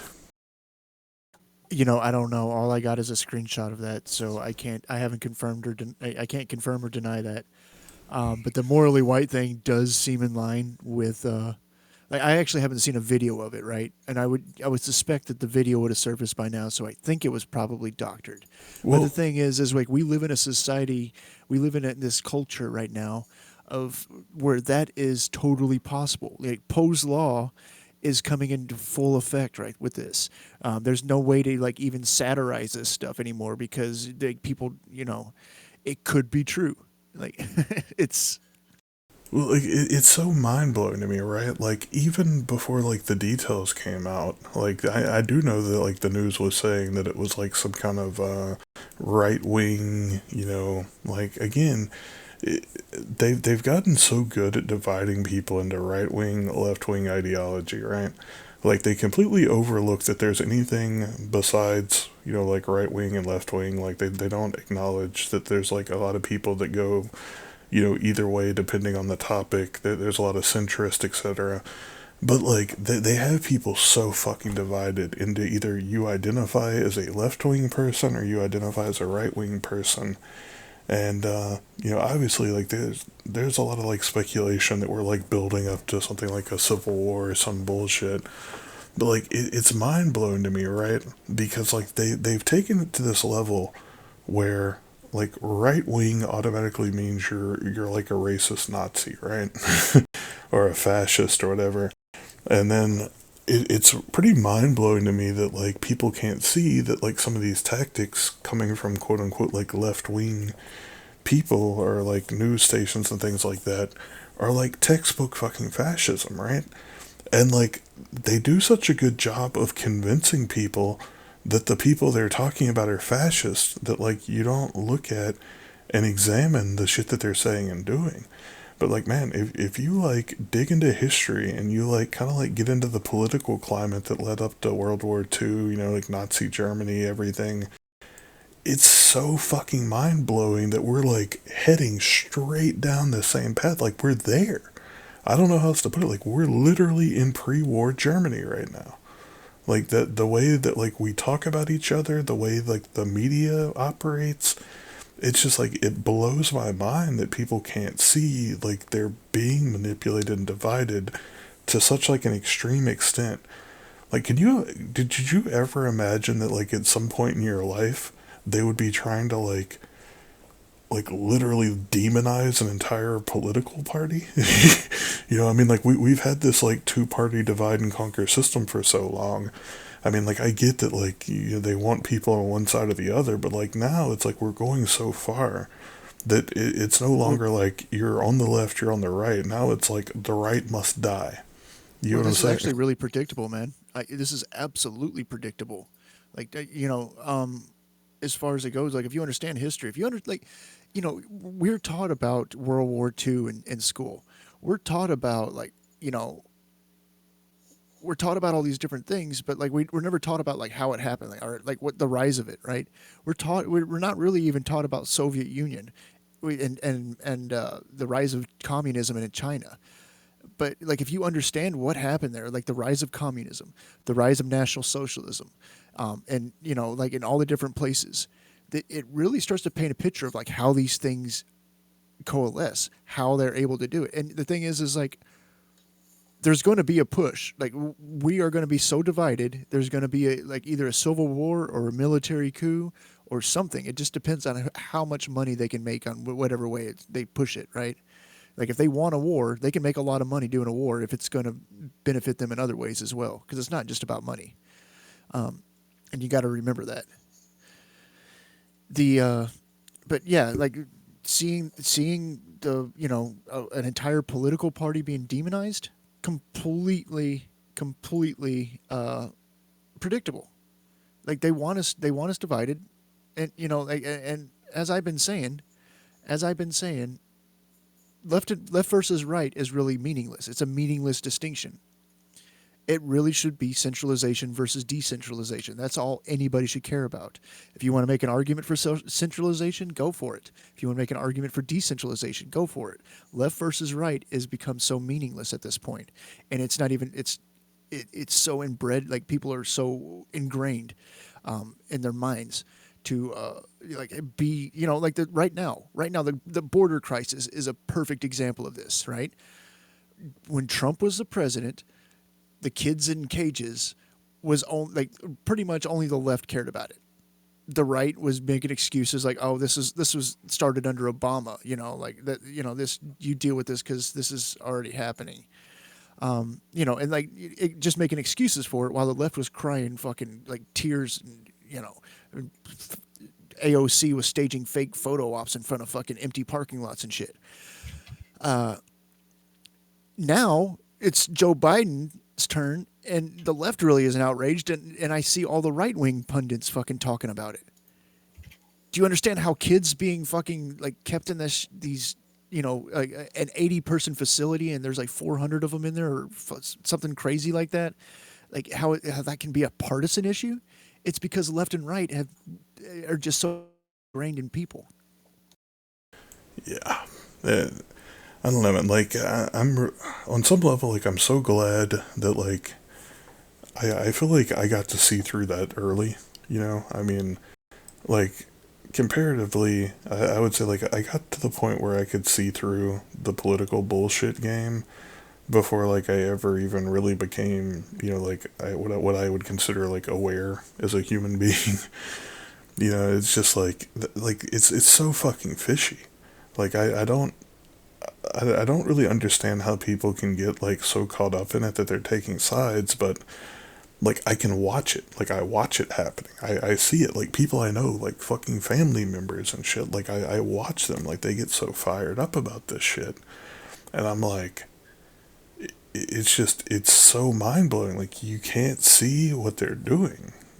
like how can you not see this? Like it feels like typical brainwashing, like I don't, like there's so much like gaslighting that goes on, and like I think if anything, like if any part of this thing like scares me on any level, it's that people are so easily susceptible to this shit, and they can't like step back, detach themselves from the situation, and like question what's really going on here, right? Like once you can like wrap your mind around the fact that there's like an objective to all the shit that they tell you, like on the media obviously, but I mean like so much like even like on social media, even like on a lot of like television and stuff like that, there are agendas that these people are pushing. And until you can like start to see that and you can start to understand like they're trying to like basically brainwash you into picking a side and being divided, it's just like you're going to keep playing the game. But I mean, like, even now, we see, I would say arguably, we see companies like Netflix trying to normalize things like pedophilia or, didn't they do like a show with like RuPaul, like in full drag, hanging out with like a 5-year-old or something like this? Like, dude, I don't have any problem with drag queens or anything like that, but like they're trying to normalize shit to like an extent where it's like you want kids to be desensitized to it and like just be like okay with things that are like very removed from the quote unquote like norm or whatever. It's just it's crazy to me, right? And it's like they keep brewing more and more issues to divide people over. You know, like race was obviously the big one. You know, like we had like all the race riots and all the bullshit like before we were born. And race still gets played, but like it feels like in this generation they're now like moving on to like dividing people over things like sexuality, and now obviously like the political divide is just getting bigger and bigger and bigger. It's just crazy. Like, but whenever you can like step back and just like look at people as people, and you know, not like worry about like a narrative that's being pushed on you, it's just like it's a completely different world. Well, here's another one that sort of like throw another hat in the ring, if you will. In Australia, right? I'll chuck this in the chat space for y'all to look at. There was a school in Victoria where essentially they got all the boys, and keeping in mind there's a 12 to 13-year-old boys, to stand up and apologize to all the females for their gender, right? And this is kind of like what we're getting at here is like it's becoming more and more ingrained into society to choose a side, the left and right. These guys do this, these guys do that, these guys are bad because of this, these guys are bad because of that, this person's wrong, all that kind of shit. Like, where's it going to end, right? Because isn't that a little bit fucked up to be getting kids to apologize, to say sorry for things that you know, men have done over X amount of time? They've got nothing to do with the kids, right? But they're kind of like forcing them into this mindset. And to bring up another psychological study to refer to this, there's the Monster Study. If you had a look into this, pretty interesting stuff. Where they experimented on orphan children, and they sort of like split them up. Kids that had stuttering issues and those that didn't, and they basically tried to convince kids that had nothing wrong with them, like no stuttering issues, that they did have stuttering issues, and it did psychological damage to them over the long term, right? And I'm just seeing, like, we've done studies on this kind of stuff in the past. We know what the outcome is when we implement these kinds of things, right? But somehow we're kind of like putting all this thing to the side and going like, yeah, okay, we're going to do it anyway, and it'll be right.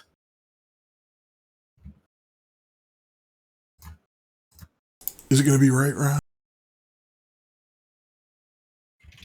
I like what Normok is saying here. Dude, somebody listens to what Normark says? Everybody listens to Normark. So there will always be social inequalities because all people are not equal. And this is something like it reminds me of a good Thomas Sowell quote. You know, basically, no man is equal to any other man, even the same man on different days. Right? You're not even equal to yourself 10 days ago. You're somebody different. How dare you. So this social inequality thing is a straw man to fucking attack. It's this, you know, it's not, you know, and there is certain things that can be done, but not from a top-down centralized fashion. That's not the correct way of even. Yeah, we're getting equity now, not equality, and equity is what they had in Soviet Union. That's what they had in Mao Zedong's communist China. It's what's led to the death of, you know, close to 100 million people in just this past century alone. It's something that we don't want. And if we don't fight for it, then guess what? I think you fucking deserve it. If you don't fucking start killing people that fucking try to push this on you, you probably deserve it happening to you then. I gotta say that. Okay, so Ron wants to break out the recreational nukes. I did. And yeah, Psychoanalyze that. Hey, at least you're not repressing it anymore. Let it out. Let the Molotov out, run. You got a little hate in your heart, Ron? Let it out.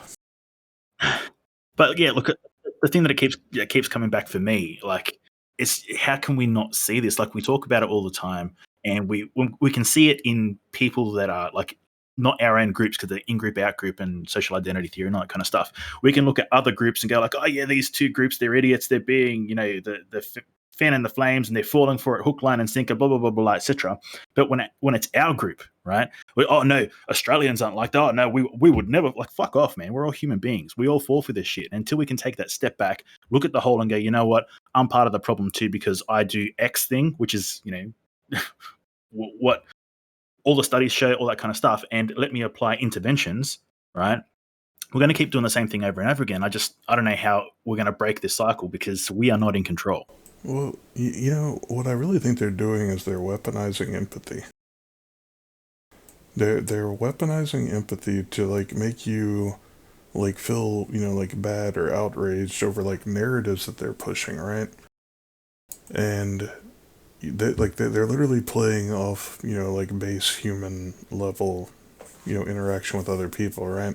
Like, when somebody's being, like, given, like, a bad hand or whatever, like, they're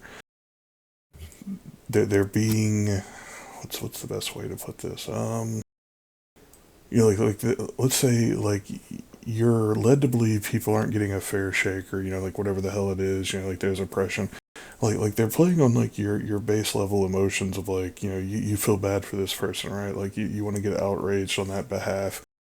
And then, like, you have the other people on the other side that are like, oh, well, like, what? Oppress them a little bit more, whatever, and it's interesting that, like, they can use something like empathy to divide people, but I think that's really what they're kind of doing, especially, like, whenever we get into, like, all the race baiting bullshit, Yeah. Like, how many people do you think would honestly be out burning a fucking city to prove, like, Black Lives Matter, right? Dude, like, either you do believe or you don't believe that, like, people are all people. Like, I don't know how else to put that. Like, the idea of equality is, like, as Ron was saying, it's kind of a joke, right? Like, equality is this, like, illusion. It's like the word normal. Like, who's fucking normal? There's no baseline human being that you had to be.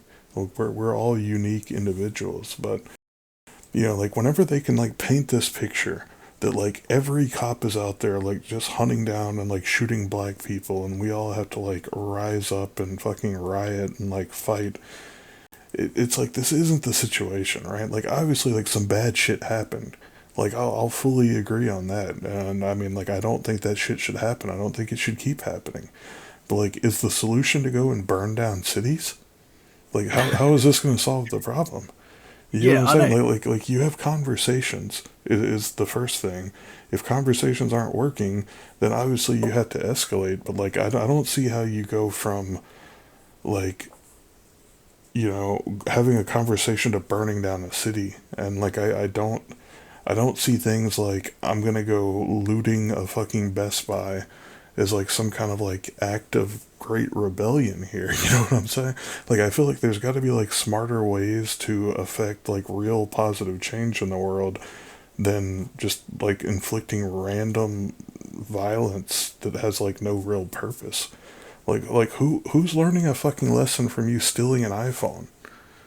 Like, that shows you we stole an iPhone. We're gonna be equal now.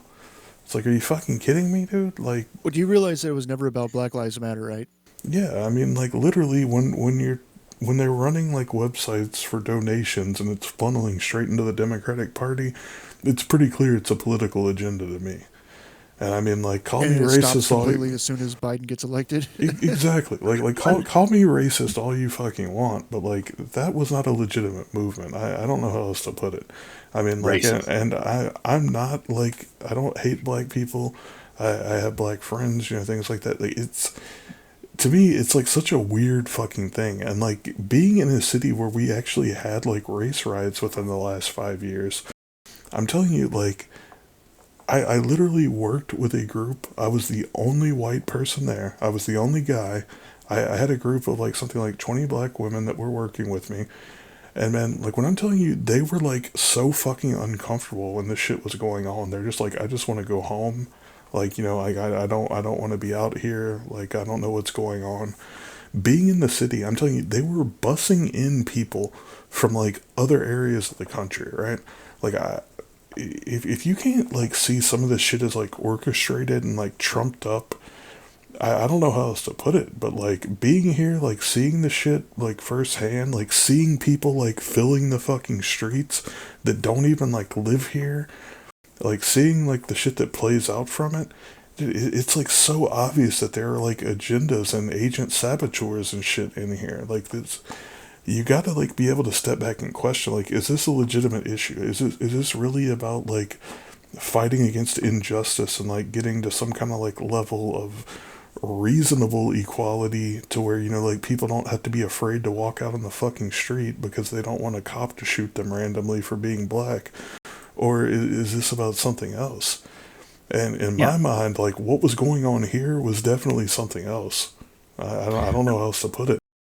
But that's the thing. Like the narrative is, if you question anything, it makes you an ist or a phobe of some sort. And you know, like you said, like you questioning it makes you a racist, right? But this is the narrative that's being put forward. If you question anything, you have to just blindly follow, and that's it. And if you don't, you know, if you're not with us, you're against us, and you're the problem, right? And that's what's being pushed out there. But we don't actually acknowledge it. And you know, something that Gabriel was saying a bit earlier in regards to tolerance. It's like we're being forced to be tolerant of intolerance, right? It makes absolutely no fucking sense whatsoever to me. Okay, Ron, we're gonna kick you off. Okay, Can we get Swoop on here? yeah, let's fucking do it. Like, let's see how this goes. We got like 15 minutes left. Let's see Swoop be serious for 15 minutes. So, what about crazy noises? Wait, Ron's I gonna gotta get kicked off. Well, okay, just be quiet. I was just chuckling. Like I love how I come in here and all of a sudden it's all about racism. Well, I did say Okay, earlier Swoop. to Okay, we asked Swoop. the show about, I said sexism and racism, right? Okay, so so- you hit both marks. Good job. So Swoop, you know, just in the spirit of racism, can you be our token Mexican? Oh, look, he comes in, he doesn't even fucking talk. Dude, he has the show muted just so he can chat. See, epic troll. See, it's a good thing. It's a good thing you didn't kick me out. But yeah, just like what Cope's saying there, right? Like, questioning the agenda and like what's going on, it's like people are so fucking gaslit and brainwashed at this point that you're now the enemy. You're now like a racist fucking Nazi whatever because you're questioning what's going on, right? Like you're questioning how looting a Best Buy or fucking Apple Store or whatever is fighting for equality or justice or, you know, whatever. Like are you making a statement? Yeah, I guess. Like the only statement you're really making to me is you want to go steal some stuff.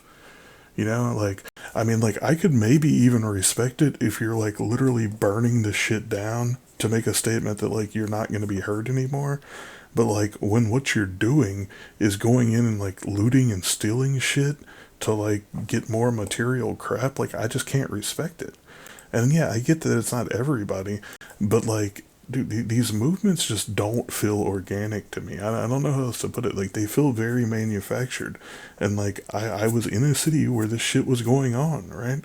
Like, I was here. Like, I was literally, like, less than a block away from the riots that were going on in the city where I live. And, like, I had to drive home through this shit. You know, I'm, like, sitting there wondering, like, is somebody gonna start taking fucking shots at me driving home? Like, I don't know what the fuck's going on out there, but shit got wild here. And, you know, like, luckily, like, nobody started, like, burning shit down here, but I'm just like, man, whenever, like, your statement is you're just gonna go start, like, randomly, like, shooting people or, like, inflicting violence, like, you're no longer making a statement. Like, what you're doing is, like, you're amping up the image that, you know, like, you think these people have of you that they're using to inflict this violence on you in the first place. Like, I don't know, like, personal opinion, yeah, like, I know it's not popular, and, like, I probably get canceled again, Cope, you know, I get canceled every week now, but, I mean, I definitely feel like BLM did more to hurt, like, the narrative of equality or, you know, like, any kind of, like, acceptance and, you know, like, racial cohesion and collaboration that we had going on in this country. Especially now, like when we're looking at the fallout, you know, like the post BLM shit, where it's now the media is all about like demonizing white people and blaming all quote unquote like right wing people as like white racist hillbillies that just it's so fucking mind blowing. Like I have a lot of conservative tendencies. I also have a lot of liberal tendencies. You know what? I don't identify with any kind of political party because I'm an anarchist. That being said, like watch the news. Apparently, I'm a fucking racist hillbilly demon because I don't agree with either side. But that's something that we've been saying sort of for the past couple of shows, is that these slivers, the minority within the minority, if you will, are the ones that are kind of like wrecking it for the rest of them, because there are some genuine issues that need to be addressed, right? But this bullshit behavior just destroys any kind of like any kind of vision on the genuine issues that need to be addressed. And I think it's a shame, because we could be It making destroys the better. legitimacy, is what it does. Like it takes the legitimacy out of the equation. Like Exactly. you had a legitimate issue. Like cops should not be shooting unarmed people. I don't care what fucking color you are. Like Yeah. it shouldn't be happening. Like there shouldn't be a situation where a cop is like kneeling on a fucking dude's throat in front of like 6 cameras, smiling at the fucking cameras. Like that shit seems so fucking orchestrated to me. We talked about that before, but like looking at this insane shit, like there's things that like any fucking rational, like decent human being that is just not like a full on fucking hate monger is gonna say like that's not right. You know what I'm saying? Like how do you go from that to, well, I guess we can just go like burn several cities and like loot a whole bunch of like Apple stores and Best Buys and like this is our statement. Tell us, Soundwaves. Tell us how it works. Yo, Swoop. I've never seen Swoop this quiet. Yeah. So Swoop's probably like on like 50 grams of cocaine right now, and he's just like so out of his fucking mind. He like can't even like move his face. He's grinding his teeth so hard he can't open his mouth to talk. Yeah, see, I heard him laugh. It's right. I'm right, Anna.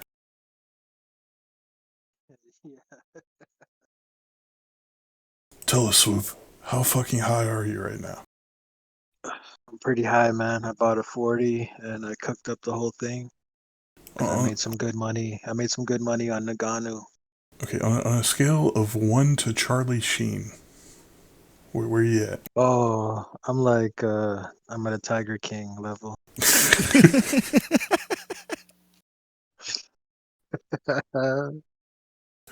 Like It sucks, dude. Like my fingers all fucked up. You cook it up, like you gotta tap it. My fingers all fucked. Yeah, so you see, like now we're getting into the real productive philosophical discussions. Yeah, man. I made a decision a long time ago. Society's fucked up, so I might as well get fucked up. Living that thug life. So Swoop, tell us, like, in all seriousness, man, like, you're the only not, racist white hillbilly here. So by definition, you're not a Nazi.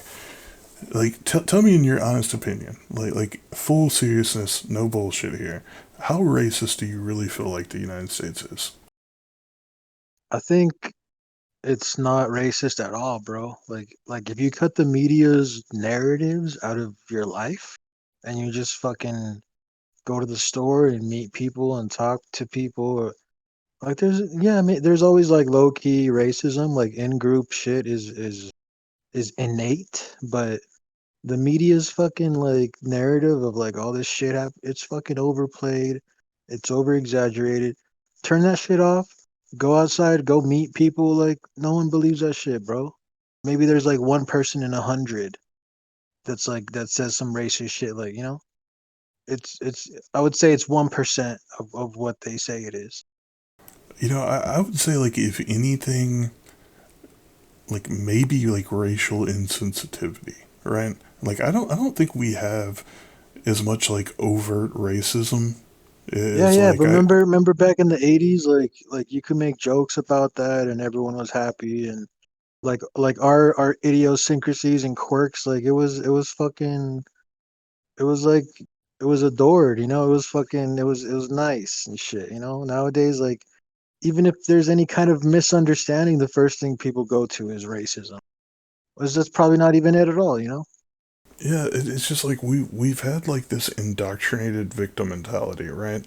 And like if you watch the news and you like identify with any of these groups, like right now, dude, honestly, like I feel like what they're doing right now is probably the most dangerous shit I've seen them do in my life. They're now victimizing white people, and like for whatever it's worth, like white people are still the ethnic majority in this country, right? Like, do you know how dangerous it is to put the majority group like that into a victimized state to where they're gonna feel the need to defend themselves? Like, Well, no, this is why I it's say not it's even like, all white people. It's like if you're a liberal white person and you're out there using your privilege to save us all, you know, us brown people, you know, like that's fine. But yeah, if you're white and on the right, if you like guns, if you want less government, yeah, they're definitely demonizing you. They're coming for you. And pretty but soon the next step is dehumanization, and after that, it's, you know, if you're aware of what happened in fucking Russia, like yeah, then it gets really crazy. But the thing see is, like it's weird because people like they agree, you know, they agree that white people are privileged, that they're the fucking reason their life sucks, they're the fucking reason all this other shit sucks. It's just all made up narratives, and pretty soon the dehumanization comes, and then shit gets really interesting.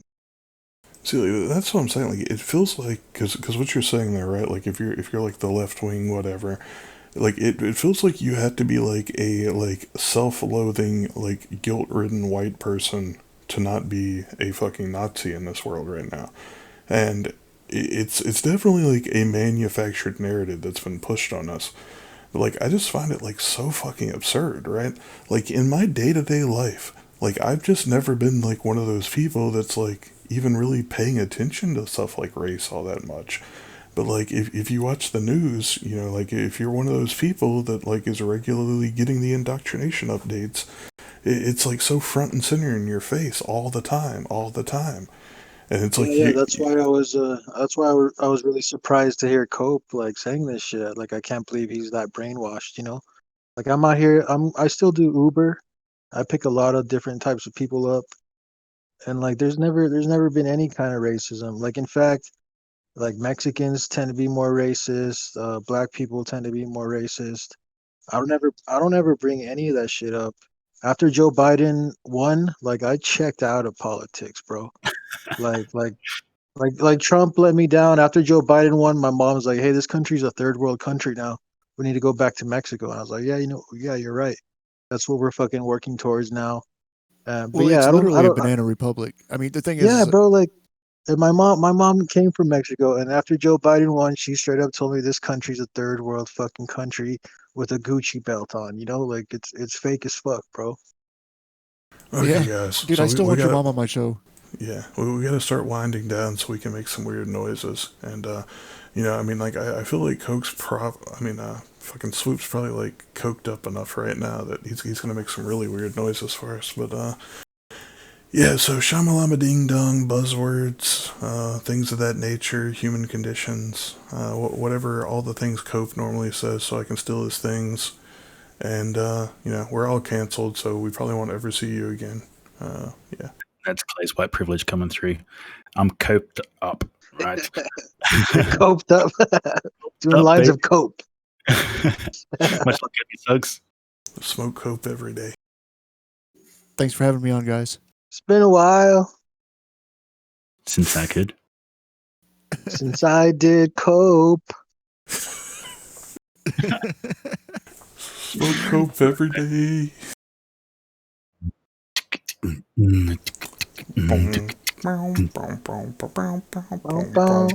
Racism, racism. Joe Some Biden. It's all about that racism. You gotta make sure you're congruent. Doo doo. You gotta be congruent. Mexican. Or Cope's gonna get you. Oh, Yeah. Cope's gonna get you. Cope's gonna get you. Yeah. Cope's on the fence. Cope's the Australian Mexican. Electric. Hopes on a fence, cunt. All right, we're off.